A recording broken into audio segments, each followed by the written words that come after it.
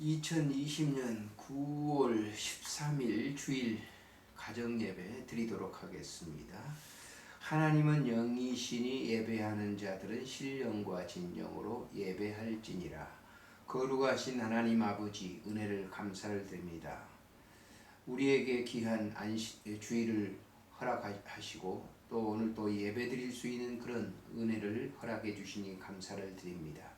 주께 드리는 이 예배가 우리의 몸과 마음 모든 것을 드려지는 예배가 되게 하시고 오늘도 각 교회들마다 그리고 병원마다 드리는 예배를 통해서 하나님 영광 받으시고 그 모든 모임 무리들을 축복해 주시기를 간절히 빌고 원합니다. 또 지금은 이제 비대면 예배로 드리는 이 예배들이 있습니다. 하나님 아버지께서 함께 하시고 오늘 또 이 영상을 통해서 예배드리는 모든 분들을 주님 축복하시며 은혜를 덧입혀 주시옵소서. 예배에 대한 아주 소중성, 귀중성을 알게 해 주시기를 간절히 빌고 원합니다. 주께서 함께 해 주실 줄을 믿고 예수님의 이름으로 기도드리옵나이다. 아멘. 찬송가 26장을 드리도록 하겠습니다.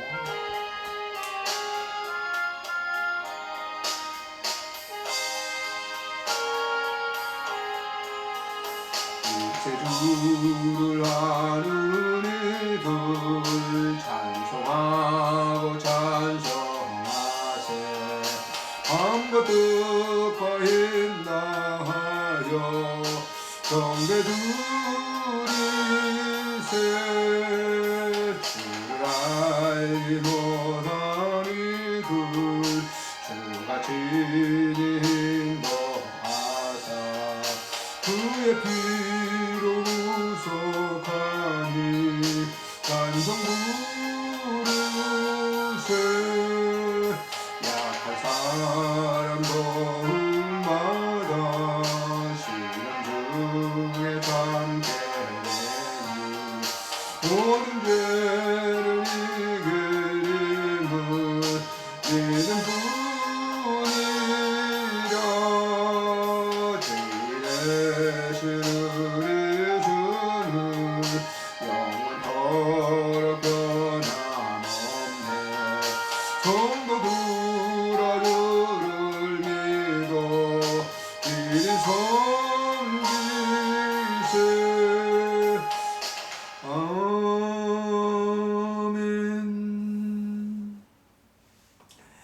신앙 고백을 하도록 하겠습니다. 전능하사 천지를 만드신 하나님 아버지를 내가 믿사오며 그 외아들 우리 주 예수 그리스도를 믿사오니 이는 성령으로 잉태하사 동정녀 마리아에게 나시고 본디오 빌라도에게 고난을 받으사 십자가에 못 박혀 죽으시고 장사한 지 사흘 만에 죽은 자 가운데서 다시 살아나시며 하늘에 오르사 전능하신 하나님 우편에 앉아 계시다가 저리로서 산 자와 죽은 자를 심판하러 오시리라. 성령을 믿사오며 거룩한 공회와 성도가 서로 교통하는 것과 죄를 사하여 주시는 것과 몸이 다시 사는 것과 영원히 사는 것을 믿사옵나이다. 아멘. 자비로우신 우리 하나님 아버지, 은혜를 참으로 감사를 드립니다. 오늘도 거룩한 성일 복 주시는 귀한 날 하나님께 신령과 진정으로 예배드릴 수 있도록 특별한 은혜를 허락해 주셔서 감사를 드립니다. 하나님 아버지, 전 세계적으로 이렇게 코로나19 사태 때문에 많은 사람들이 어려움을 당하고 있습니다. 우리나라도 마찬가지로 이 코로나 사태 때문에 많은 분들이 어려움을 당합니다. 하나님, 주께서 이 한 시간 그 어려움 당한 분들을 찾아가 주시고 또 예방에 힘쓰는 그런 분들에게도 크신 은혜를 덧입혀 주시기를 간절히 빌고 원합니다. 하나님 아버지, 우리가 이제 메트로병 호스피스 병동에서도 예배를 드리지 못하고 있습니다. 하나님 아버지, 속히 이 어려움이 벗어나게 해주셔서 예배를 잘 드릴 수 있는 그 시간을, 그 때를 허락해 주시기를 간구합니다. 교회들마다 비대면 예배로 드리는 곳도 있습니다. 하나님 아버지께서 함께 하시고 또 대면 예배 드리는 그러한 그 현장 외에도 하나님께서 축복해 주셔서 은혜를 덧입혀 주시고 또 골방 가운데 은밀한 곳에서 예배 드리는 그런 이 예배도 주께서 받으셔서 복에 복을 더해 주시기를 간절히 빌고 원합니다. 오늘도 우리가 가정에서 예배를 드릴 수밖에 없습니다. 주님께서 받으시고 하나님 아버지 예배를 홀로 드렸던 그러한 이 선지자 엘리야, 그리고 또한 사도 요한, 그리고 사도들, 밤모섬에서 사도 요한은 홀로 예배를 드릴 때 주님께서 크신 은혜를 허락해 주시고 말씀을 주시며 또 그에게 환상의 세계를 보게 하셨습니다. 하나님 아버지, 오늘도 우리에게 동일한 그런 은혜를 허락해 주셔서 그 은총 속에 살아갈 수 있도록 도와주시기를 간절히 빌고 원합니다. 오늘도 주신 말씀을 통해서 우리가 다시 한번 우리의 내면의 자신을 바라보게 하시고 하나님께 바로 서는 귀한 아름다운 예배가 되도록 축복하시고, 오늘도 물질 드려 싸우니 주님께서 드린 손길을 주님이여 축복해 주시고 쓰이는 곳에 예수 그리스도의 그 아름다운 도와 진리가 빛나도록 주님 축복해 주시기를 간절히 간구하옵고 우리 구주 예수님의 이름으로 감사하며 기도드리옵나이다. 아멘. 하나님의 말씀은 마태복음 16장에서 보시도록 하겠습니다. 마태복음 16장 5절부터 12절 말씀까지 읽겠습니다. 시작. 제자들이 건너편으로 갈새 떡 가져가기를 잊었더니 예수께서 이르시되 상가 바리새인과 사두개인들의 누룩을 주의하라 하시니, 제자들이 서로 논의하여 이르되 우리가 뭐 떡을 가져오지 아니하였도다 하거늘 예수께서 아시고 이르시되 믿음이 작은 자들아, 어찌 떡이 없으므로 서로 논의하느냐. 너희가 아직도 깨닫지 못하느냐. 떡 5개로 5,000명을 먹이고 주운 것이 몇 바구니며 떡 7개로 4,000명을 먹이고 주운 것이 몇 강줄이었는지를 기억하지 못하느냐. 어찌 내 말하는 것이 떡에 관함이 아닌 줄을 깨닫지 못하느냐. 오직 바리새인과 사두개인들의 누룩을 주의하라 하시니, 그제서야 제자들이 떡에 누룩이 아니요 바리새인과 사두개인들의 교훈을 상가라고 말씀하신 줄을 깨달으니라. 아멘.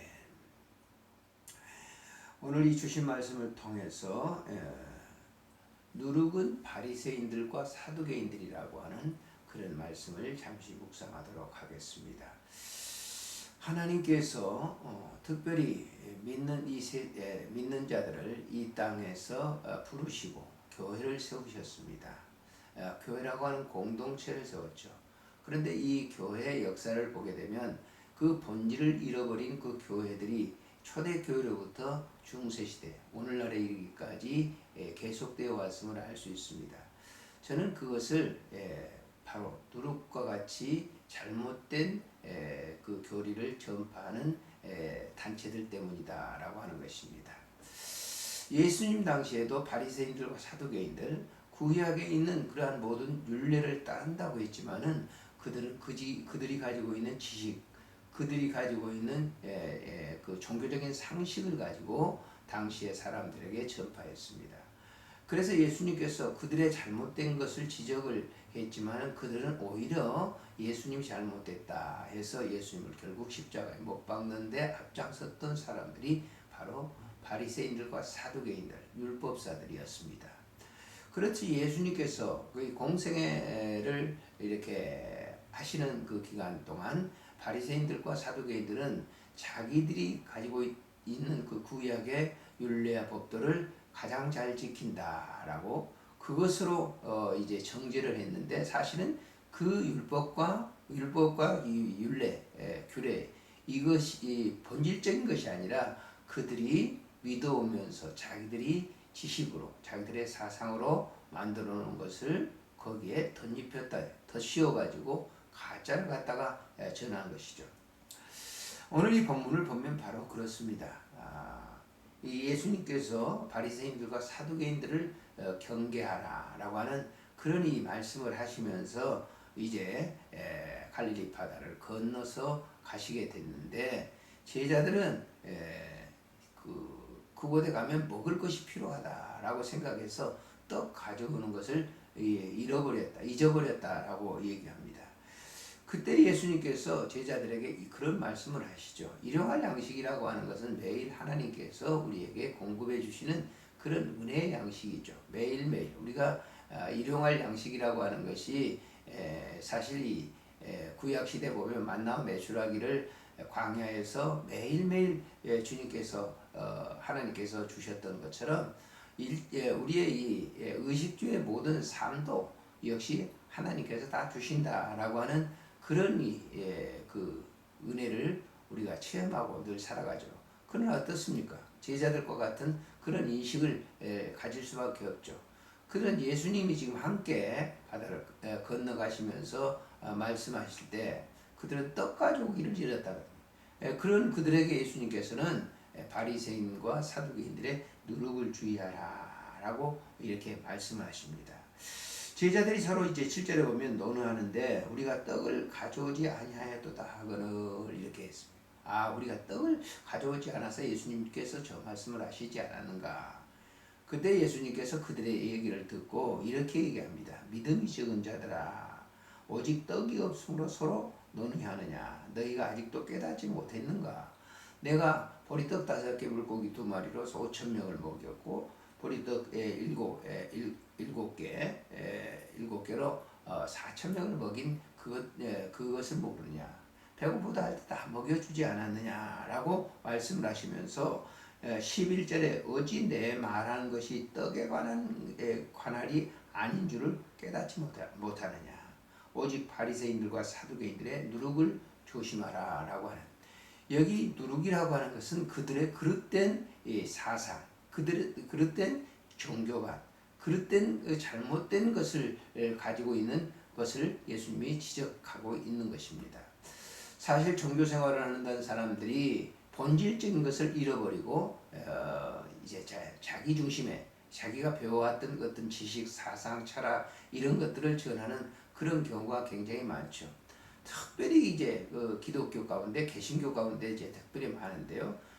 그 본질적인 예수 그리스도를 그들은 다른 것으로 희석해요.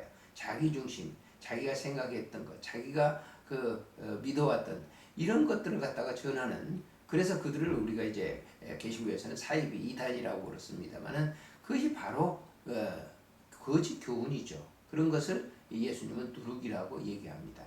오늘날 그렇지는 않더라도 교회 내에서도 그런 사람들이 굉장히 많지 않습니까? 종교에 탈을 썼을 뿐이지 그들은 그들의 야욕을 위해서 이제 종교 생활을 하는, 교회 생활을 하는 그런 경우들이 굉장히 많습니다. 오늘날 지도자들 가운데 그런 경우가 얼마나 많은지 모릅니다. 어떤 비리들이 터졌다면 개신교에서 그런 경우가 얼마나 많은지 몰라요. 개신교뿐만 아니죠. 캐톨릭도 그렇지만은 이런 이 사이비들, 이런 거짓 교훈을 전하는 사람들이 너무 많다라고 합니다. 정치, 문화 이런 것들도 다 그런 것 같아요.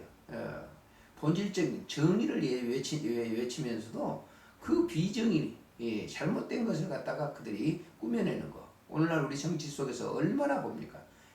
이 법무부 장관의 그 행태, 그런 것들을 통해서도 얼마나 그들이 정의, 공의를 외치고 바른 것을 외칩니다.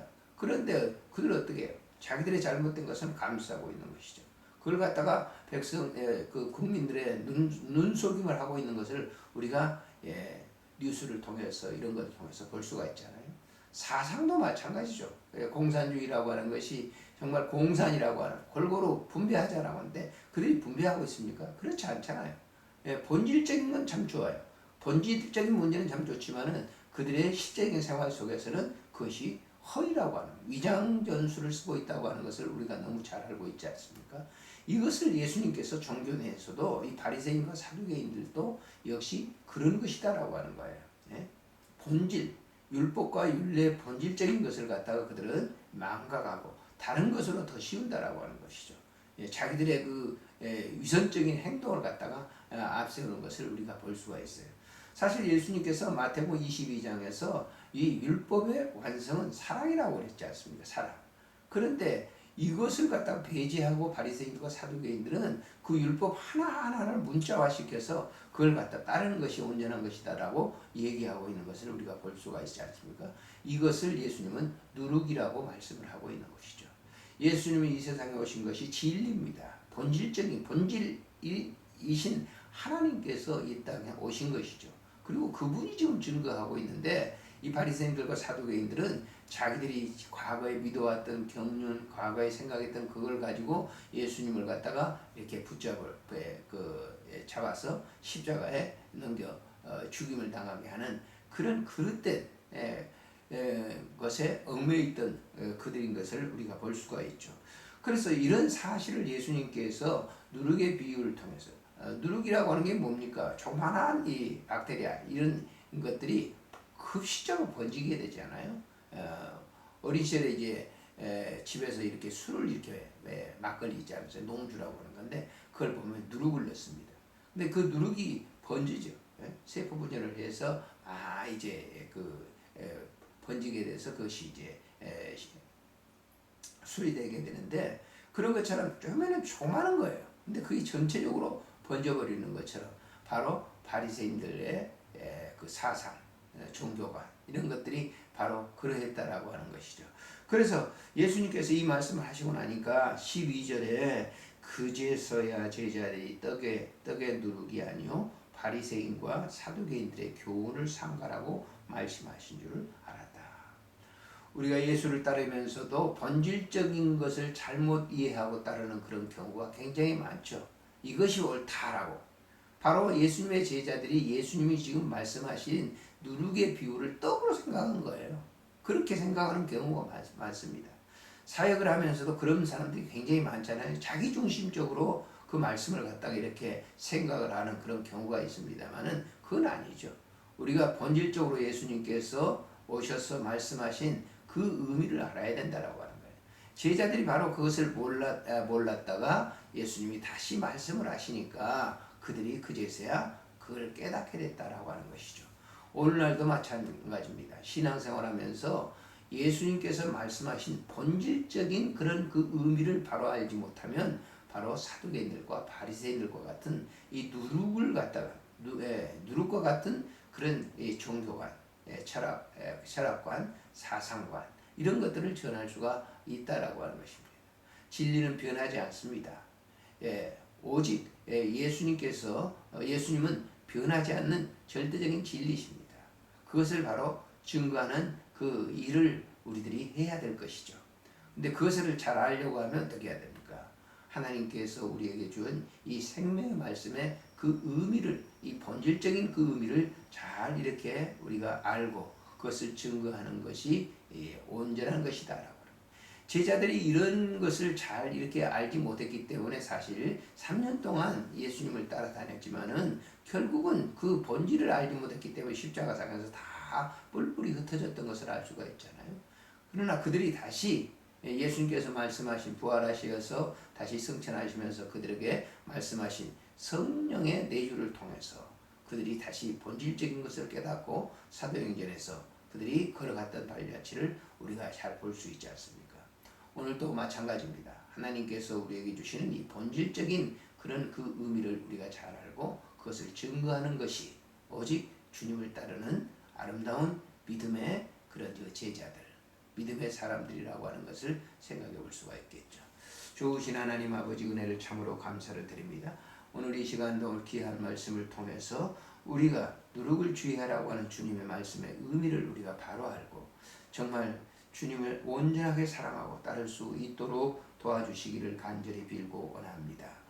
홀로만 예수 믿는 사람들이 아니라 본질적인 예수 그리스도를 믿고 따르는 그런 아름다운 신실한 종들이 다 되게 하시고 오늘도 우리에게 주시는 이 말씀의 의미를 다시 깨닫고 온전히 주님만을 따를 수 있도록 주님 도와주시기를 간절히 빌고 원합니다. 우리가 먹을 것 때문에 입을 것 때문에 생활해야 하는 것 때문에 주님을 따르는 것이 아니라 하나님의 영원한 나라, 본질적인 그 나라 백성으로서 마땅히 행할 길을 따르는 것임을 우리가 알고 순종하며 따라갈 수 있도록 주님 축복해 주시옵소서. 우리 구주 예수님의 이름으로 간절히 기도드리옵나이다. 아멘. 찬송가 513장 부르고 주님 기도로 마치겠습니다.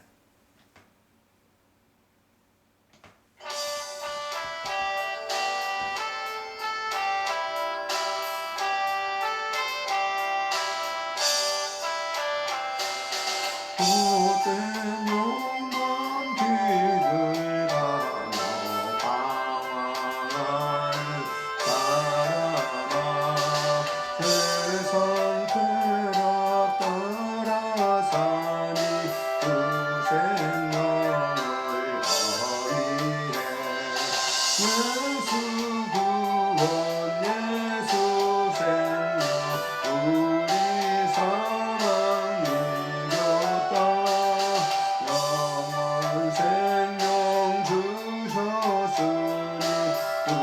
사랑이 크도다 천하없고 생명이라 유일하니 무언가 세상 권세 헛되고야 없어주게 하오라 예수 구원 예수 생명 우리 사망 이겼다 영원 생명 주셨으니 그 사랑이 크도다 우리 주를 믿는 자가 영생 얻을 것이요 그 영원히 은혜이여 평안함을 누리리 예수 구원 예수 생명 우리 사망 이겼다 영원 생명 주셨으니 그 사랑이 크도다 하늘에 계신 우리 아버지 이름이 거룩히 여김을 받으시오며 나라가 임하옵시며 뜻이 하늘에서 이루어진 것 같이 땅에서도 이루어지이다 오늘 우리에게 일용할 양식을 주옵시고 우리가 우리에게 죄진 자를 사하는 것 같이 우리 죄를 사하여 주옵시고 우리를 시험에 들게 하지 마옵시며 다만 악에서 구하소서 대개 나라와 권세와 영광이 아버지께 영원히 이사옵나이다 아멘.